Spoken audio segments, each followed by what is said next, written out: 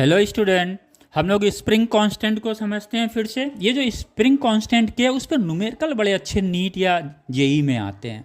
कैसे न्यूमेरिकल आते हैं? एक स्प्रिंग होगा, राइट, इसकी लेंथ कोई एल होगी और वो आएगा कि इसको जो है इस स्प्रिंग को अगर हम इक्वल पार्ट में कट करते हैं, इक्वल पार्ट में कट करेंगे, तो जब कट करेंगे तो क्या होगा, ये इसका जो स्प्रिंग कांस्टेंट होगा कट करने के बाद जो डिफरेंट अगर इक्वली पार्ट में जो कट किया गया है, अगर इक्वल पार्ट में कट किया गया है तो स्प्रिंग कांस्टेंट क्या होगा, डिफरेंट होगा। अगर यहाँ पे पूरा स्प्रिंग है, ये सपोज इसकी लेंथ एल है और इसको कट कर दिया जा रहा है, राइट, तो जब इसको इक्वल पार्ट में कट करेंगे तो इसके स्प्रिंग कांस्टेंट क्या होगा, के नहीं रह जाएगा, वो सम अदर हो जाएगा, सपोज के डैश हो गया। तो जब इक्वल पार्ट में कट किया गया तो सपोज एक स्प्रिंग को 5 पार्ट में कट किया गया इक्वली, तो ये जो इक्वली कट किया गया है बच्चों, इसका जो स्प्रिंग कांस्टेंट क्या होगा, के डैश, सपोज मान लीजिए, तो सबका क्या होगा, के डैश के डैश के डैश होगा। यानी ओरिजिनली जो स्प्रिंग कांस्टेंट के था वो क्या होगा, चेंज हो जाएगा। यानी हम कह सकते हैं कि जो स्प्रिंग कांस्टेंट होता है वो किस पे डिपेंड करता है, नंबर ऑफ कॉइल पे, नंबर ऑफ टर्न पे।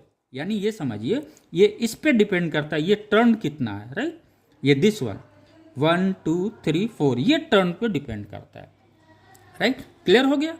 ये स्प्रिंग है, उसके नंबर्स ऑफ टर्न्स कुछ होंगे, फिक्स है। इसको अगर कट किया गया तो नंबर ऑफ टर्न क्या होगा, कम हो जाएगा। तो ये चीज हमेशा ध्यान में रखिएगा। स्प्रिंग कांस्टेंट क्या होता है, स्प्रिंग के लेंथ पे डिपेंड नहीं करता बेटा। लिख लीजिए आप, the spring constant not depend on length of the spring, लेकिन किस पे डिपेंड करता, नंबर ऑफ टर्न। ये 1 2 3 4 इस तरह से अगर हम ये टर्न है या कॉइल कह सकते हैं, नंबर ऑफ कॉइल 1 2 3 इस पे डिपेंड करता है। तो ये इस पर न्यूमेरिकल्स बहुत अच्छे निकलते हैं नीट और जेई के। क्लियर हो गया?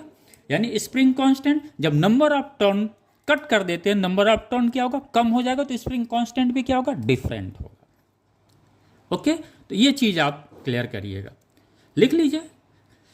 The spring constant K not depend on the length of the spring but depend on the number of coils, that is a number of turn 1 2 3 4 5 6 इस तरह से।